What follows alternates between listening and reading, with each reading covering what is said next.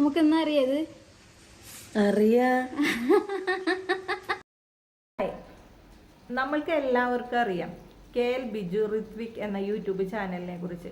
നമുക്ക് അവരുടെ ഓരോ വ്ളോഗ് കാണുമ്പോഴും അല്ലെങ്കിൽ ഓരോ ഷോർട്സ് കാണുമ്പോഴും മുഖത്തൊരു പുഞ്ചിരി വിടരാതെ നമ്മളൊന്നും ആരും ആ ഒരു വീഡിയോ അല്ലെങ്കിൽ ഷോർട്സ് കണ്ടു തീർക്കാറില്ല. അത്രയും നല്ല ഒരു കണ്ടന്റ് മേക്കറാണ് ഈ KL ബിജു. കാരണം സാധാരണ നിലയിൽ നിന്ന് ഇപ്പോൾ വളരെ ഉയർന്ന് കണക്കിന് സബ്സ്ക്രൈബേഴ്സാണ് ഇപ്പോൾ ആ ഒരു ഫാമിലിക്ക് ഉള്ളത്. സാധാരണ നിലയിൽ സാധാരണ ചുറ്റുപാടുകളിൽ നിന്നാണ് അവർ ഇത്രയും ഉയർന്ന നിലയിലെത്തിയത്. പക്ഷെ പറയാതിരിക്കാൻ പറ്റില്ല, ഇപ്പോഴും അതേ ഒരു സ്റ്റേജിൽ കൂടെയാണ് അവർ മുന്നോട്ട് പോകുന്നത്. കാരണം എന്ന് വെച്ചാൽ നമ്മൾ മറ്റുള്ള യൂട്യൂബേഴ്സിനൊക്കെ എടുത്തു നോക്കിക്കഴിഞ്ഞാൽ ഒട്ടും തന്നെ ഹേറ്റേഴ്സ് ഇല്ലാത്തൊരു ചാനലാണ് ഈ KL ബിജു ഋത്വിക് എന്ന ചാനൽ.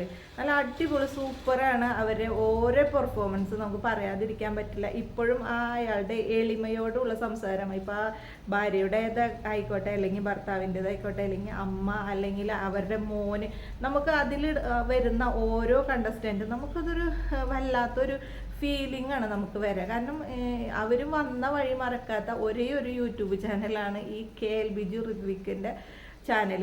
അപ്പോൾ ഇപ്പോൾ അവരൊരു പുതിയൊരു ഗുഡ് ന്യൂസ് ആയിട്ട് വന്നിട്ടുണ്ട്. കാരണം ബിജുവിന് പറഞ്ഞ പോലെ തന്നെ ബിജുവിനും കവിക്കും ഒരേ ഒരു മകനാണ് ഋത്വിക്. അപ്പോൾ ഋത്വിക്കിൻ്റെ ജനനത്തോടെയാണ് അവർ യൂട്യൂബ് ചാനലൊക്കെ സ്റ്റാർട്ട് ചെയ്തതും ഇപ്പോൾ ഉയരങ്ങളിലേക്ക് എത്തിയതും.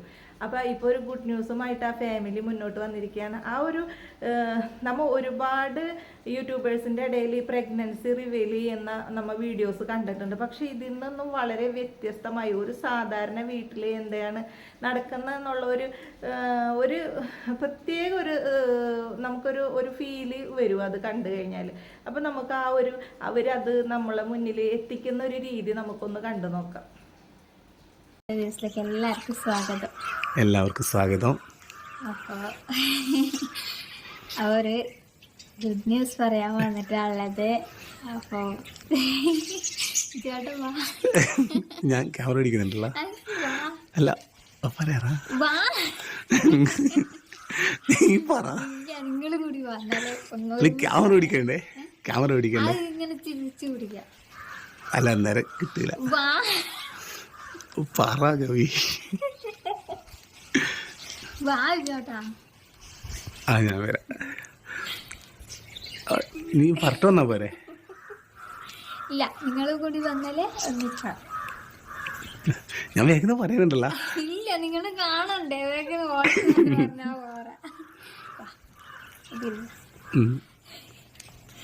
മഴ വരുന്നില്ല. വേഗം അപ്പോൾ അവരുടെ ഫാമിലിയിലുള്ള കാര്യം നമ്മളോട് പറയുന്ന ആ ഒരു രീതി ഭയങ്കര നാണത്തോടു കൂടിയും അതേപോലെ തന്നെ വല്ലാത്തൊരു ചമ്മലോട് കൂടിയാണ്.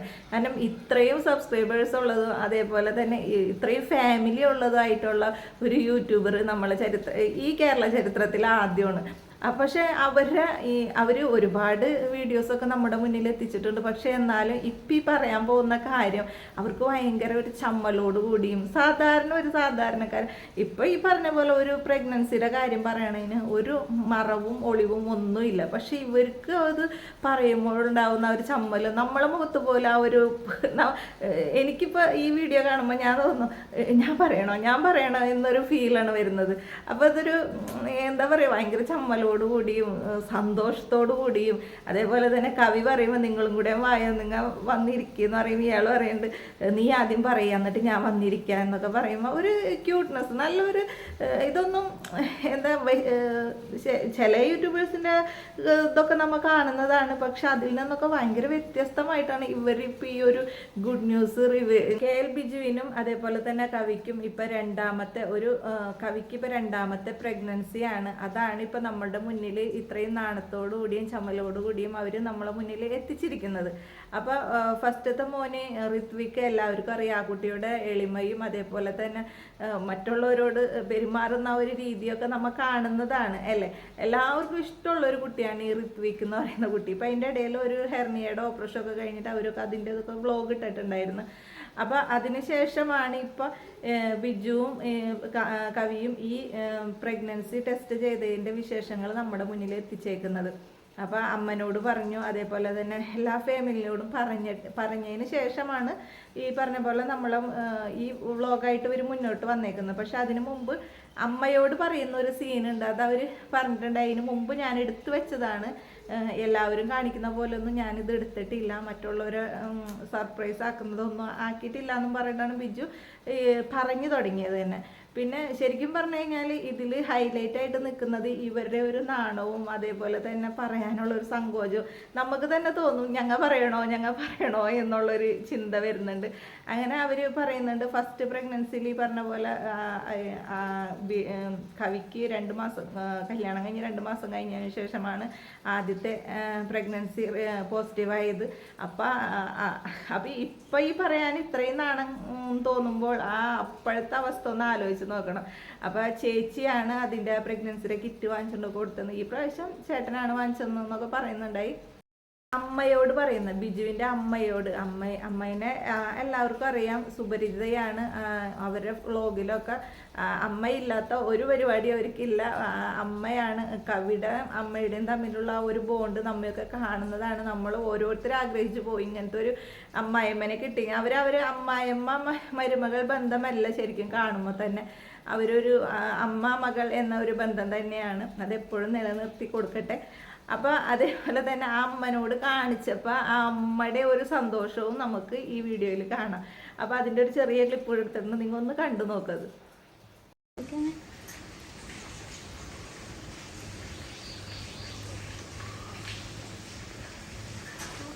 നമുക്കെന്നാ അറിയത്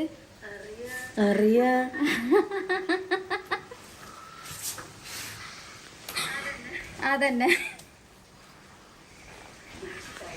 കൺഗ്രാലേഷൻ. എല്ലാവർക്കും അമ്മക്ക് അതിന് ഭയങ്കര ആഗ്രഹം. എപ്പോഴും പറയും, ഇടക്കെല്ലാം അമ്മ പറയും ഇരിക്കുമ്പോ.